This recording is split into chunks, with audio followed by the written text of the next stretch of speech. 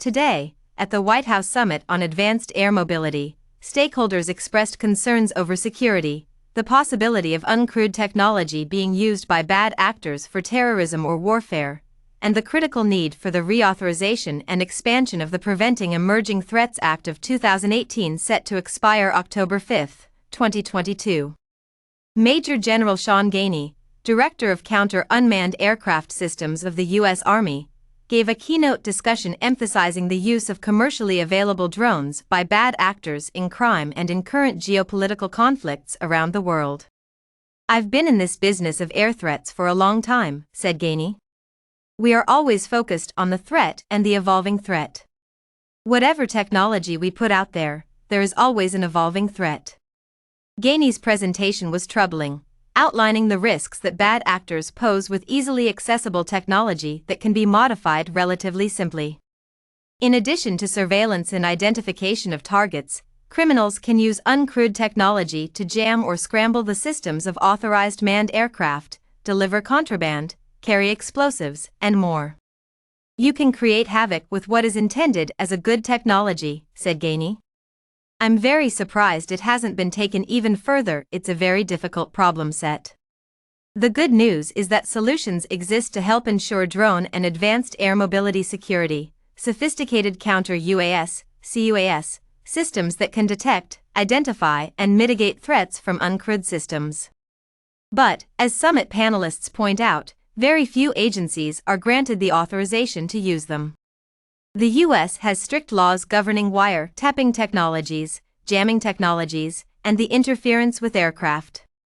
Those laws protect drones also, and prohibit the use of most available cUAS solutions in many situations. The Preventing Emerging Threats Act of 2018 granted very limited authority to the Department of Justice.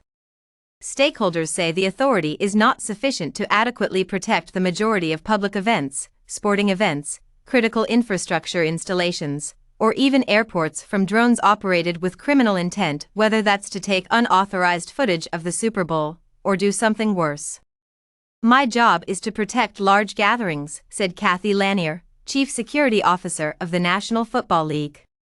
"That means securing the space above and the space below. We have a 360-degree range of responsibility." Lanier supports the expansion of legal authority to deploy counter-drone technology, pointing out that areas under discussion are already under a temporary flight restriction, TFR. That legal authority already exists, says Lanier, suggesting that lawmakers use the existing model of authority found in counterterrorism legislation. As the October expiration date for the Preventing Emerging Threats Act of 2018 nears, the Department of Justice says that it's time to renew and expand the Act, granting authority to more stakeholders in order to protect the public. "There are major gaps in the authority," said Lucian Sikorskij, Principal Deputy Assistant Secretary for Counterterrorism, Threat Prevention, and Law Enforcement, Acting, Department of Homeland Security. He points out, for example, that the Transportation Security Administration, TSA, is not authorized to detect or request mitigation for rogue drones in the airspace around public airports, and that critical infrastructure owners cannot always legally implement cUAS at their properties. While agencies may be able to request that Department of Justice step in to oversee protection from drone threats, the demand is far outstripping our resources, said Brad Weigman, Deputy Assistant Attorney General, Office of Law and Policy, National Security Division, Department of Justice. Weigman says that the Department of Justice proposes that state, local, and tribal law enforcement as well as critical infrastructure owners be granted detection capabilities, using federally approved equipment and under government training and supervision programs. "The threat landscape is continually increasing and evolving," Weigman said. Subscribe to DroneLife.com for more commercial drone news.